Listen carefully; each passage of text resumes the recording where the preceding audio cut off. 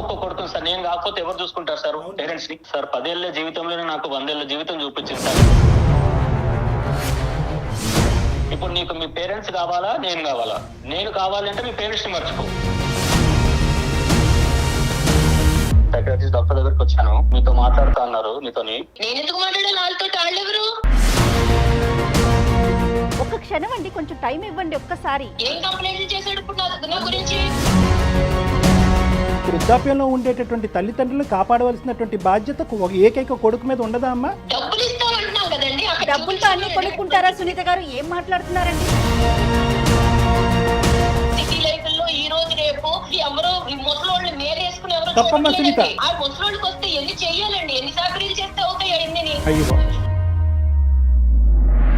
రేపొద్దున్న మనం కూడా అదే పరిస్థితిలోకి వెళ్తాం సునీత. మనం ఇక్కడితోనే ఆగిపోమండి. మేమంత త్యాగమూర్తులో కాదు, మాకంత ఓపికలు లేవు. మీకు నమస్కారం. జీవితాంతం ఆ తల్లిదండ్రులు కొడుకుతో మాట్లాడకుండా ఎలా ఉండగలరమ్మా?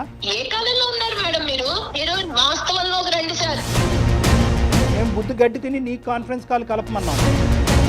ఈయనేం తక్కువడేం కాదు, మీ దగ్గర రావుడిలో నటించేస్తున్నాడేమో. ఈ రోజు నీకు గట్టిగా మేము మాట్లాడాలని అనుకుంటే కనుక అతన్ని ఇంటికి వచ్చాక పెన్నం మీద పెట్టి వేయించేస్తామని భయం మాకు. లేదో చెప్తున్నారు కదా, ఇది ఎన్ని ఇంకేమన్నా ఉంటే చెప్పుకున్నారు. కాళ్ళ మీద పడి ఏడ్చి అప్పుడు రా, నీకు అప్పుడు ఉందిలే, నీకు ఇంట్లో రా, వచ్చాక చెప్తాను, ఇప్పుడు కాదు. వెల్కమ్ టు అందమైన జీవితం. నమస్తే కళ్యాణ్. నమస్తే జయ గారు. నమస్తే అమ్మా. కళ్యాణ్ గారు, హైదరాబాద్ నుంచి ఒక మెయిల్ వచ్చిందండి. అతని పేరు భాస్కర్. ఒక్క నిమిషం. ఈ ప్రోగ్రామ్కి అందమైన జీవితం అనేటటువంటి ఒక చక్కటి పేరు నామకరణం ఎవరు చేశారు? ఎలా వచ్చింది కాన్సెప్ట్? ఫస్ట్ జీకే గారు, గోపాలకృష్ణ గారు, నేను, మన క్రియేటివ్ హెడ్ ఆయన నేను డిస్కస్ చేసుకున్నాం. ఇలా చేస్తే బాగుంటుందేమో, ఒక చిన్న ఐడియా, జస్ట్ ఒక లైన్ ఫామ్ అయిందండి. వెంటనే మీకు కాల్ చేయటం, మనం ముగ్గురం కూర్చోవటం, మాట్లాడుకోవటం, కాన్సెప్ట్ డిజైన్ చేసేసుకున్నాం కదా. అల్టిమేట్గా మనకేంటి, మన జీవితం సాఫీగా అందంగా వెళ్ళాలనుకుంటాం. సో ఈ పేరు చాలా బాగా కనెక్ట్ అవుతుంది. ఇది చూద్దామా అన్నారు ఆయన. వెంటనే మన ఎండి గారు సుమన్ గారికి చెప్పడం, ఆయన కూడా సూపర్, గో హెడ్ అనేసారు. సో అలా అందమైన జీవితం స్టార్ట్ అయిందండి. చాలా సంతోషం అమ్మా. ఒక కాలర్ ఉన్నారండి, మనకు ఒకళ్ళు మెయిల్ చేశారు హైదరాబాద్ నుంచి. అతని పేరు భాస్కర్ అండి. ఉద్యోగం చేసుకుంటున్నారు, పెళ్ళయింది. సమస్య ఏంటంటే భార్యతో, తన ఫ్యామిలీతో, తన తల్లిదండ్రులతో, ఇటు భార్యతో మధ్యలో నలిగిపోతున్నాను. నేను ఎటు ముందుకు వెళ్ళలేకపోతున్నాను, వెనక్కి రాలేకపోతున్నాను. ఏం చేయాలో నాకు అర్థం కావట్లేదు. చాలా సెన్సిటివ్ విషయం ఇది. డాక్టర్ గారితో ఖచ్చితంగా నా విషయం గురించి మాట్లాడాలి అనే ఉద్దేశంతో మీకు మెయిల్ చేస్తున్నానని చెప్పి పెట్టాడండి అతను. నెంబర్ కూడా ఇచ్చారు, ఒకసారి కాల్ చేసేయమంటారా? పిల్లలు ఉన్నారమ్మా? పిల్లలు ఉన్నారు. హలో భాస్కర్ గారు. మేడం, ఎవరండి మీరు? నేను జయానండి, అందమైన జీవితం, సుమన్ టీవీ అందమైన జీవితం ప్రోగ్రామ్ నుంచి కాల్ చేస్తున్నాను. మేడం నమస్తే. మేడం నమస్తే అండి. మీరు మాకు మెయిల్ పెట్టారు, సో మీతో మాట్లాడదామనేసి కాల్ చేశాను. ఫ్రీ ఉన్నారా? మాట్లాడొచ్చు మేడం. రైట్. డాక్టర్ గారు కూడా ఉన్నారు. ఒక్కసారి మీ సమస్య ఏంటో ఒకసారి బ్రీఫ్గా చెప్తారా? తప్పకుండా మేడం. Right sir. నమస్తే భాస్కర్ గారు. నమస్తే. నమస్కారం సార్. చెప్పండి సార్, ఎవరిది సమస్య? సార్ సమస్య ఏంటంటే, ఎప్పుడైనా సరే మా పేరెంట్స్ పొరపాటున ఎప్పుడైనా మమ్మల్ని చూడాలని వస్తుంది సార్. వాళ్ళు పేరెంట్స్ ఎప్పుడైనా వచ్చినప్పుడు వాళ్ళని అసలు ఎట్లా అంటే రెస్పెక్ట్ కాదు కదా సార్, అసలు చాలా దారుణంగా చూస్తుంది సార్ వాళ్ళని. వాళ్ళు కూర్చున్నప్పుడు వాళ్ళ దగ్గర కూర్చొని, వాళ్ళ ఎదురుగా కూర్చొని కాలు మీద కాలేసుకొని కూర్చోవడం, వాళ్ళకి అట్లీస్ట్ ఏదైనా భోజనం పెట్టాలన్నా, టిఫిన్ చేయాలన్నా కూడా ఏంటమ్మా ఏమన్నా రెడీ అయిందా అంటే, లేదు అక్కడ ఉంది పెట్టుకోపోండి అని చెప్పి వాళ్ళని అమర్యాదగా మాట్లాడటము. అది ఎట్లా అంటే, మా పేరెంట్స్ వస్తే ఒకలాగా ట్రీట్ చేస్తున్నారు, వాళ్ళ పేరెంట్స్ వస్తే ఒకలాగా ట్రీట్ చేస్తున్నారండి. ఎంతసేపు నేను ఫోన్ లో మాట్లాడినా కూడా, ఈవెన్ మా పేరెంట్స్ దూరం ఉంటారు కాబట్టి అట్లీస్ట్ 2 days కోసారో 3 days కోసారో మనం కాల్ చేసుకొని మాట్లాడుకుంటాం కదా సార్, పేరెంట్స్ తో మాట్లాడుతుంటాము. సో అది తనకు నచ్చదు. అది ఎంతసేపు ఫోన్ మాట్లాడుతుంటే నీకేం అవసరం, ఊరికే ఎందుకు మాట్లాడతావు, ఇలాంటి క్వశ్చన్లు అండి. అంటే మా పేరెంట్స్ తో నాకు మాట్లాడుకునే స్వేచ్ఛ లేదా సార్ నాకు? ఎందుకు అంటే మీ పేరెంట్స్ ఏమన్నా తెలియకుండా ఏమన్నా ఈ అమ్మాయిని ఏమన్నా అన్నారా? ఏమన్నా ఆ విధంగా ఏమైనా మనస్తాపం చెంది వాళ్ళ మీద ఒక శత్రుత్వం పెంచుకుందా? ఏంటి కారణం? పెళ్ళైన కొత్తలో ఏమైనా ఇన్సిడెంట్స్ జరిగాయా? అలాంటిది ఏం లేదు సార్. ఎందుకంటే పెళ్ళైన కొత్తలో మేము అంటే ఒక 1 week 10 days అక్కడ ఉన్నాం. పెళ్ళైన తర్వాత జాబ్ ఇక్కడ ఉంది కాబట్టి మళ్ళీ జాబ్ లో జాయిన్ కావాలి కాబట్టి ఎంబటే 1 week 10 days లో వచ్చేసాము. ఈవెన్ మా పేరెంట్స్ దగ్గర మేము వెళ్ళినా, లేకపోతే మా పేరెంట్స్ ఇక్కడికి రావడం వేళ్ల మీద లెక్క పెట్టుకోవచ్చు సార్. మరి తన పేరెంట్స్ తో వాళ్ళతో మాట్లాడుకుంటూ ఉంటారా? తన ఇంటికి తను మాట్లాడుకోవచ్చు. కానీ నేను మాట్లాడితే మాత్రం ఎందుకు ఊరికే మాట్లాడడము, వాళ్ళు ఎప్పుడైనా పొరపాటున ఎప్పుడైనా వస్తే వాళ్ళని వెళ్ళిపోయేటట్టుగా మాట్లాడడము. మరి మీ పేరెంట్స్ ఇంటికి మీరు వెళ్ళటం కానీ లేదంటే పండగకో పబ్బానికో మీ ఇద్దరు కలిపి వెళ్ళటం అదేమైనా జరుగుతుందా? అది కూడా ఆగిపోయిందా? అది కూడా ఆగిపోయింది సార్. ఏంటంటే ఇప్పుడు ఎంతసేపు వాళ్ళ పేరెంట్స్, వాళ్ళ చుట్టాలు, వాళ్ళ ఫంక్షన్స్, ఎంతసేపు వీళ్ళ చుట్టాలు సైడ్ ఇటు సైడ్ పోవడమే తప్పించి మా చుట్టాలకు కానీ మా పేరెంట్స్ దగ్గర కానీ వెళ్ళడం కానీ అసలు జరగట్లేదు సార్. సరే అట్లయినా సరే వీళ్ళు నా వాళ్ళే, వీళ్ళు నాకు పేరెంట్స్ తో సమానం అని చెప్పేసి నేను అట్లయినా సరే అందరూ మన వాళ్ళే అని చెప్పి నేను కలుపుకోపోయేవాడిని సార్. కానీ ఇటు వరకు వచ్చేసరికి ఏంటంటే అవసరం లేదు. 10 years నుంచి ఇదే పద్ధతి అండి, లేకుంటే మధ్యలో మారారా ఆవిడ ఇట్లా? మొదటి నుంచి ఇదే ధోరణండి. ఎట్లా అంటే ఎందుకు ఇంకా ఎట్లా అంటే పీక్స్ కి వెళ్ళిపోతుంది మేడం. మీరు ఎప్పుడైనా చెప్పారండి? ఎప్పుడైనా వాదన జరిగిందా ఈ విషయానికి సంబంధించి? మాట్లాడుకున్నారా కనీసం? ఈ విషయం గురించి ఎప్పుడు టాపిక్ వచ్చినా మాకు పెద్ద వార్ జరుగుతుంది మేడం. మాకు వార్ జరగడము, తను వారం 10 రోజులు మాట్లాడకపోవడము. ఎవరు కాంప్రమైజ్ అవుతారండి? లాస్ట్ నేనే కాంప్రమైజ్ అవ్వాల్సి వస్తుంది మేడం. ఇటు పోయి మళ్ళీ కాంప్రమైజ్ అవ్వాలి. కానీ ఇప్పుడు కాంప్రమైజ్ అయ్యే ఓపిక లేదు మేడం నాకు ఇంకా. అంటే బహుశా ఇప్పుడు భాస్కర్, ఇప్పుడు అమ్మ నాన్నకి సంబంధించినటువంటి అంశం ప్రతిరోజు మీరు మాట్లాడుకోవాల్సినటువంటి అవసరం లేదు కదా. ఆ ఇష్యూ కాకుండా మిగతా అన్ని ఇష్యూస్ లో మీ ఇద్దరు అన్యోన్యంగానే ఉంటారా? మిగతాదంతా బాగానే ఉంటుంది. మిగతాదంతా బాగానే ఉంటుంది. రీసెంట్ గా ఒక చిన్న విషయం అండి. మా పేరు మార్నింగ్ వాష్రూమ్ లో ఉండగా కాల్ వస్తే తను కాల్ కట్ చేశారండి. నేను చూసుకోకుండా రెగ్యులర్ షెడ్యూల్ లో పడిపోయి ఆఫీస్కి వెళ్ళిపోయాను. మళ్ళీ నా వర్క్ చేసుకున్న సాయంత్రం నాకు కాల్ వచ్చిందండి. మళ్ళీ సాయంత్రం కాల్ వచ్చి కాల్ లిఫ్ట్ చేస్తే, ఏంట్రా నువ్వు ఇలా కాల్ లిఫ్ట్ చేయలేదు, మార్నింగ్ ఇలా జరిగింది, నాన్నకి బీపీ షుగర్ అంతా డౌన్ అయిపోయింది, స్ట్రోక్ రావడం జరిగింది, హాస్పిటలైజ్ అయినారు అని చెప్పి నాకు మళ్ళీ ఈవినింగ్ నాకు కాల్ చేస్తే తెలిసిందండి. ఎందుకంటే మార్నింగ్ కాల్ చేశారని చెప్పారు. నేను ఆ కాల్ చేశారని చెప్పారు, మా వైఫ్ కూడా చెప్పలేదండి. అక్కడ బానే ఉన్నారు నాన్నగారు? ఇప్పుడు వెళ్ళాను గుడ్ అండి. ఇప్పుడు అక్కడ అక్క వాళ్ళు కొంచెం దగ్గరలో ఉంటారు కాబట్టి వాళ్ళు వెళ్ళి చూసుకున్నారు. వాళ్ళు ఈ టైంలో ఆడపిల్లలు, ఈ టైంలో మా అక్కలు వెళ్ళారు, వాళ్ళ హస్బెండ్స్ వాళ్ళ డ్యూటీలో ఉన్నారు. ఆడపిల్లలు ఈ టైంలో అసలే కోవిడ్ సిచ్యువేషన్ లో వాళ్ళని తీసుకెళ్లారు రావడం ఎంత ఇబ్బందిగా ఉంటుంది. అదే కనుక నా వైఫ్ నాకు కాల్ వచ్చింది అని ఒక మాట చెప్పుంటే నేను ఏదో ఒక రకంగా కాల్ మాట్లాడి ఫ్రీడమ్ లో మాట్లాడైనా ఏంటి ఎమర్జెన్సీ అని చెప్పి మాట్లాడి నేను హాస్పిటల్ కి సాయంత్రం లోపు మధ్యాహ్నం లోపు వెళ్ళిపోయేవాడిని కదా సార్. ఎంత ప్రాబ్లం అయిపోయింది సార్. నేను ఉన్న ఒక్క కొడుకుని సార్, నేను కాకపోతే ఎవరు చూసుకుంటారు సార్ పేరెంట్స్ ని? కేవలం నేను పెళ్లికి ముందు మన ఇద్దరమే ఉన్నాం, మన జీవితంలో ఎవరి జోక్యం ఉండదు అనేటటువంటి ఏకైక మాట పట్టుకుని ఈరోజు సునీత ఇలా వ్యవహరిస్తుందా అనేటటువంటి దానికి మనకు కొద్ది క్లారిటీ కావాలి భాస్కర్. అంటే ఆ అమ్మాయి కేవలం ఒక ప్రైవసీ గురించేనా? ఆ అమ్మాయి కేవలం మీ తల్లిదండ్రులతోనే ఇలాగే ప్రవర్తిస్తుందా, లేదంటే అందరితోనే తనకి సోషల్ కాంటాక్ట్స్ తక్కువ, మీ ఇంట్లోకి ఎవరు రాకూడదు, మీరు ఎవరింటికి వెళ్ళకూడదు అనేటటువంటి ఆలోచన శైలా? కేవలం మీ తల్లిదండ్రుల మీద ఎందుకు ఈ టార్గెట్? కేవలం మా తల్లిదండ్రులు వాళ్ళ విషయం వాళ్ళతో మాట్లాడినప్పుడు కానీ వాళ్ళు వచ్చినప్పుడు కానీ ఏదో ఒకటి జరుగుతుంది సార్. కాదు భాస్కర్, మరి అంటే ఎలాంటి సలహా కోసం మీరు మాకు మెయిల్ చేశారు? డాక్టర్ గారి వైపు నుంచి మీరు ఎలాంటి సలహాను ఎక్స్పెక్ట్ చేస్తున్నారు? మెయిన్ ఇష్యూ ఎక్కడ వచ్చిందంటే మేడం, ఇప్పుడు మా పేరెంట్స్ ఇలా జరిగిందని చెప్పేసి ఆ రోజు ఈవినింగ్ వచ్చి గొడవపడడం జరిగింది మేడం. నాకు చెప్పలేదు, ఎందుకు నువ్వు ఇలా కాల్ కట్ చేయడం జరిగింది అని చెప్పేసి ఆ రోజు చాలా పెద్ద గొడవ జరిగింది మేడం. సో అంత గొడవ జరిగేసరికి తను డిసిషన్ కి ఏమొచ్చేసింది అంటే, ఇప్పుడు నీకు మీ పేరెంట్స్ కావాలా నేను కావాలా? నేను కావాలంటే మీ పేరెంట్స్ ని మర్చిపో, నాకు విడాకులు ఇచ్చేసేయండి.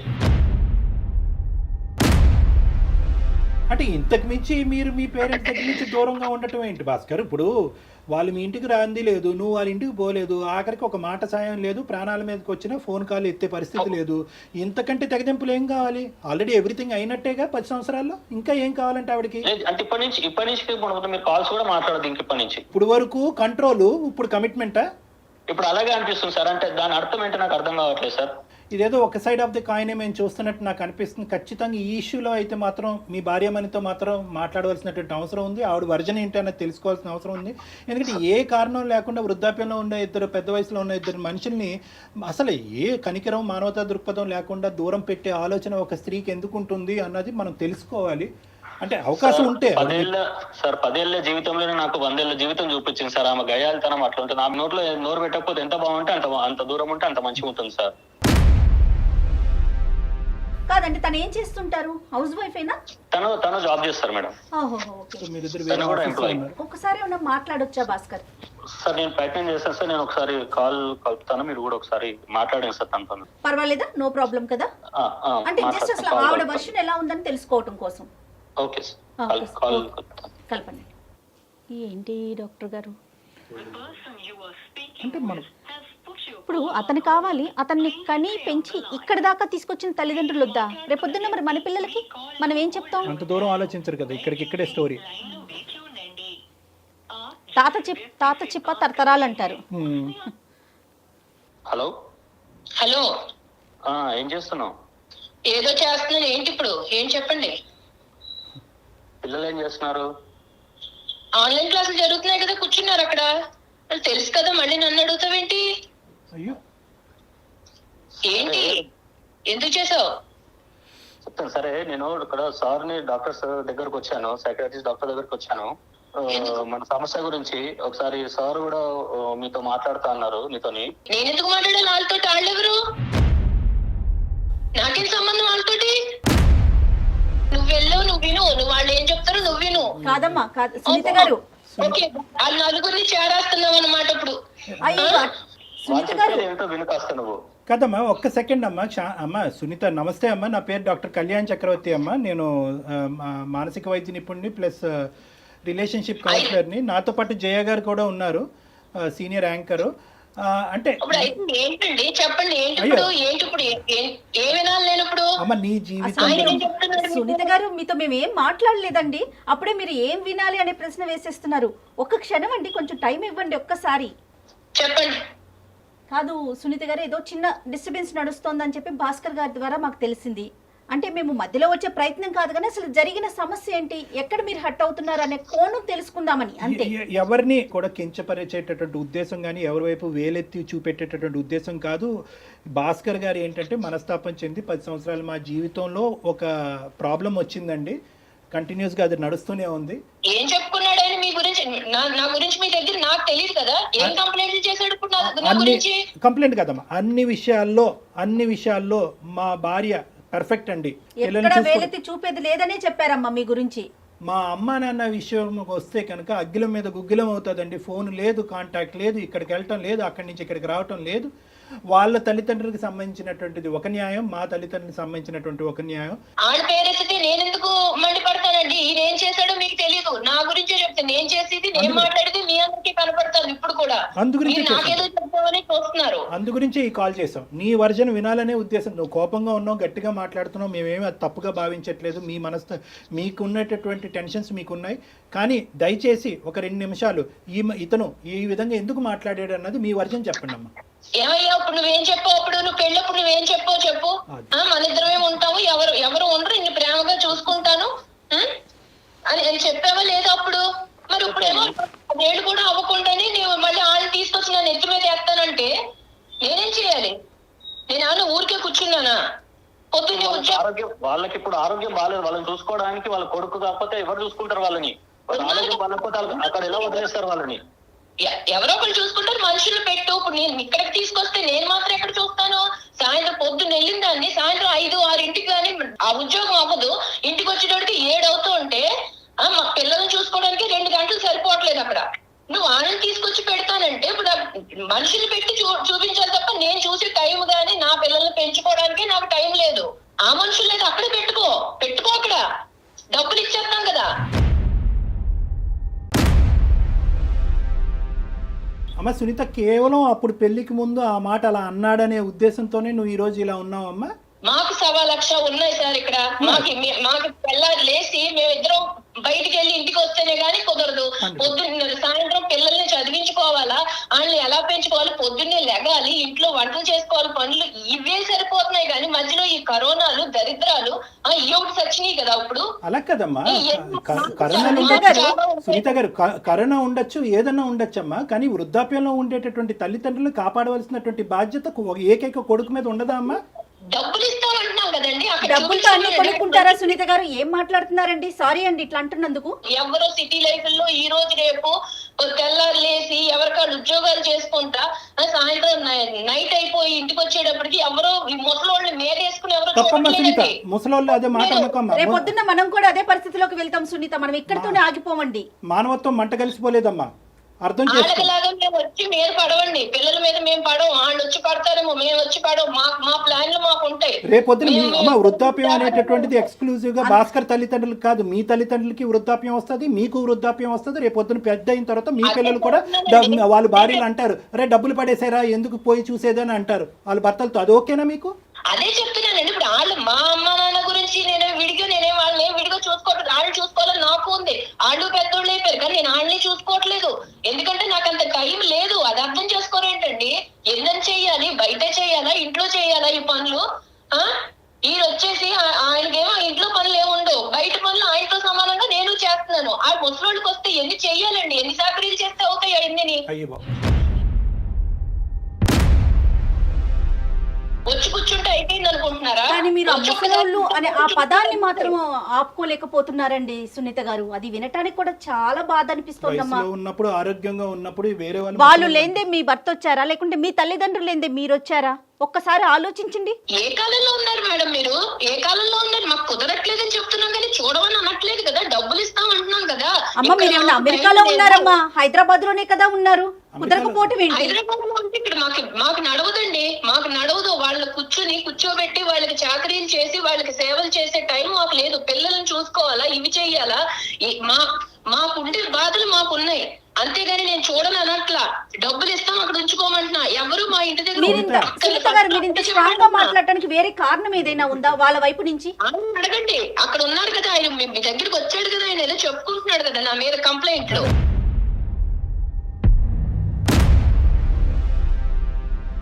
సునీత, నీకు చేసింది ఏంటంటే ఈ విధంగా కేవలం వృద్ధాప్యంలో ఉండేటటువంటి వ్యక్తులకి పోషించడానికి మాకు టైం లేదన్నది ఒక్కటే కారణమా? లేదంటే వీళ్ళ తల్లిదండ్రులు ఏమన్నా నీకు తప్పుగా ప్రవర్తించారా, ఇబ్బంది పెట్టారా? ఇప్పుడు ఈయన తక్కువడేం కాదండి. ఈయనేం తక్కువడేం కాదు. మీ దగ్గర రావుడిలో నటించేస్తున్నాడేమో. ఈయనేం తక్కువడేం కాదు. వెళ్ళి 4 రోజులు అక్కడ ఉంటే వాళ్ళ నాన్న కొంచెం ప్రేమగా ఉంటే చాలు. ఇక్కడికి వచ్చి మళ్ళీ వారం రోజులు నాతో మాట్లాడు. మరి నాకెలా ఉంటుంది? నేను అన్ని వదిలిపెట్టుకుని వచ్చాను కదా. నాకు మాత్రం ఇంకెవరన్నా ఉన్నారా? ఈయన పిల్లలే కదా. తెల్లారులేసి ఏళ్ళ కోసమే కదండి మేము కష్టపడేది. నువ్వు ఆన్ చేసిన రేడియో ఆగట్లేదు ఇది. కాదమ్మా సునీత, ఇప్పుడు ఇక్కడ మాకు భయం ఏమీ లేదు. ఈ రోజు నీకు గట్టిగా 1 ఇంచు ఎక్కువగా మాట్లాడాలి అనే ఉద్దేశంతో మేము మాట్లాడాలని అనుకుంటే కనుక అతన్ని ఇంటికి వచ్చాక పెన్నం మీద పెట్టి వేయించేస్తామని భయం మాకు. ఇప్పుడు నన్నేదో నేనేదో కొత్తగా ఈ లోకంలో నేను ఒక్కదాన్ని ఏదో అన్నట్టు మీ అందరూ కలిపి నాకు జడ్జిమెంట్ ఇస్తున్నారు కదా. ఎలాగో ఉంది, రమ్మనండి చూస్తాం ఇవన్నీ. నాకు ఇప్పుడే చెప్తున్నారు, మేమంత త్యాగమూర్తులో కాదు, మాకంత ఓపికలు లేవు. మీకు నమస్కారం.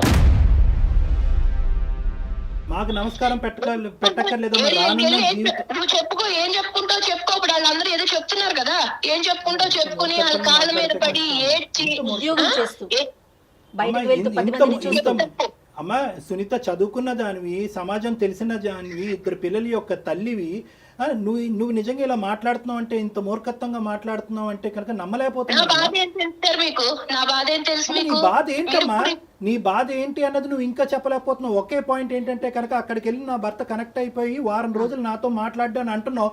వారం రోజులు నీతో మాట్లాడకపోతే ఉండలేనటువంటి నువ్వు జీవితాంతం ఆ తల్లిదండ్రులు కొడుకుతో మాట్లాడకుండా ఎలా ఉండగలరమ్మా? నీకు అర్థం కాదా? పెళ్లి చేశారు కదా, పెళ్లి చేయకుండా ఉండాల్సిందండి. అప్పుడు మా సంస్కృతులు మాకు ఉన్నాయి. పెళ్లి చేయకుండా ఉండాల్సింది, ఇంట్లోనే పెట్టు కూర్చోవాల్సింది. పెళ్లి చేసుకుంటే భార్యకి భర్త, భర్తకి భార్య, ఇటు కుటుంబం లేదు అటు కుటుంబం లేదు. టైం లేదండి. మీకు అర్థం కాదా చెప్తుంటే? టైం లేదు. మనుషులు నన్ను బాధ పెడతారు అంటున్నారు. నీ పిల్లల్ని చూసుకోవటానికి టైం లేదనే మాట అనట్లేదే. నిన్ను నువ్వు చూసుకోవటానికి టైం లేదని మాట అనట్లేదే. నీ ఉద్యోగానికి వెళ్ళడానికి టైం లేదని మాట అనట్లేదే. అవును, మా పిల్లలు కదా, మేము చూసుకోవాలి.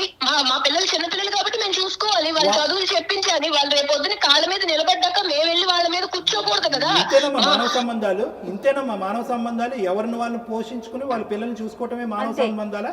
మన అవసరం తీరిన తర్వాత తల్లిదండ్రులను తీసుకెళ్లి ఓల్డేజ్ హోమ్స్ లోని వృద్ధాశ్రయాలు పడేయటమైనా. ఇందుకేనమ్మా ఉమ్మడి కుటుంబాలు నాశనం అయిపోతున్నాయి. ఇందుకే ఉమ్మడి కుటుంబాలు నాశనం అయిపోతున్నాయి. మీరు వాస్తవంలో రండి సార్, చెప్పుకోవడానికే బాగుంటాయి ఉమ్మడి కుటుంబాలు. వాస్తవంలో మీరు మాట్లాడితే అప్పుడు మీకు తెలుస్తుంది. డబ్బులు పడేస్తే అన్ని కొనుక్కోవచ్చు అని అనుకోవద్దమ్మా సునీత. డబ్బులు పడేస్తే అన్ని కొనుక్కోవచ్చు. రానున్న రోజుల్లో నీ స్థానాన్ని ఆలోచించలేకపోతున్నావు. కాదు, మేము బుద్ధి గడ్డి తిని నీ కాన్ఫరెన్స్ కాల్ కలపమన్నాం. మాకు అయిపోతుంది ఇక్కడ. మేము 10 నిమిషాలు నేను భరించలేకపోతున్నాం. తప్పుగా నేను ఎవరితో ఇలా మాట్లాడలేదమ్మా. కానీ నీ మాట మాట్లాడుంటాను మీకు అది అర్థం ఏం కాదా బాధండి? సార్? మిమ్మల్ని శారీరకంగా హింసిస్తున్నారా, మానసికంగా హింసిస్తున్నారా?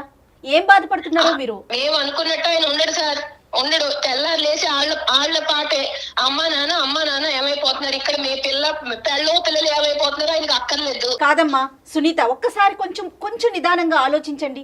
ఇవాళ రేపు పెద్దవాళ్ళు లేక ఉద్యోగాలు చేసే ఆడవాళ్ళం ఎంత నలిగిపోతున్నాం కదా. అది మీ సైడ్ కావచ్చు, అతని సైడ్ కావచ్చు. ఒక పెద్దవాళ్ళు అమ్మో అమ్మమ్మో నాయనమ్మో ఎవరన్నా ఒకరుంటే రేపొద్దున మన పిల్లలకి ఆసరా కాదు. మాకు ఎక్స్ట్రా పని తప్ప వాళ్ళ వల్ల మాకు ఉపయోగం లేదు. నువ్వు అసలు ఒక్క నిమిషం 1 మినిట్ కూడా ఈ రోజు నుంచి నెక్స్ట్ రోజు గురించి ఆలోచించలేకపోతున్నాము. నీకు broad minded thinking, futuristic thinking లేదు. సారీ, నిన్నేమి నిందించట్లేదు, కానీ ఒక్క మాట మీరు చెప్తాను. సార్, ఒక్క మీరు నిమిషం. నాకు ఇచ్చే సునీత ముందు గారు, నా బాధ కూడా మీరు అర్థం చేసుకుని చెప్పుంటే బాగుండేది. మీకు అమ్మా, ఆయన ఏం అదే చెప్పాడో కదమ్మా, నా మీద తెలీదు. అదే కదా తల్లి. భాస్కర్ ఫోన్ చేసినప్పుడు ఏంటయ్యా ఇలా మాట్లాడుతుంది, ఒక ఆడదలాగా ఎక్కడో ప్రవర్తించేటటువంటి దానికి దాఖలాలే లేవు అని చెప్పి పొగుడుతున్నాడు నీ భర్త, నీ గురించి అన్ని ఇష్యూస్ లో బాగుందండి ఇది అదే అని చెప్పి. నీ నోటి ద్వారానే ఈ రోజు నువ్వు నీ జీవితాన్ని చండాలం చేసుకున్నావు అమ్మా. ఇప్పటి వరకు నీ మీద మాకు ఎటువంటి నెగిటివ్ ఇంప్రెషన్ బాధ లేదు. చెప్పుకుంటే మీకు అలా అనిపిస్తుంటే నేనేం చేయలేను కదా. నా బాధ ఇది నా బాధ. ఈ మనిషి మీ ఇంట్లోంచి వాళ్ళ తల్లిదండ్రులు బాగోగులు తెలుసుకోవటం గురించి దొంగతనంగా ఫోన్ మాట్లాడవలసిన అవసరం ఏముందమ్మా? అతను నిజం చెప్తున్నాడు, అబద్ధం చెప్తున్నాడు, పోనీ దీనికన్నా చెప్పు. అవునండి, వాళ్ళు మాట్లాడుకునేది ఏంటనుకుంటున్నారు? నా గురించి చెప్పుకోవడమే తప్ప వాళ్ళు మామూలుగా మాట్లాడుకోరు సార్. నేను ఎందుకు ఊరికే వద్దంటాను, ఎందుకు చెప్తాను? దాంట్లో అక్కడ జరిగేవి ఏంటంటే ఇక్కడ నేనేం చేస్తున్నాను, నా గురించి కంప్లైంట్లు చెప్పడమే అతనికి పని, వేరే పనేమీ లేదు.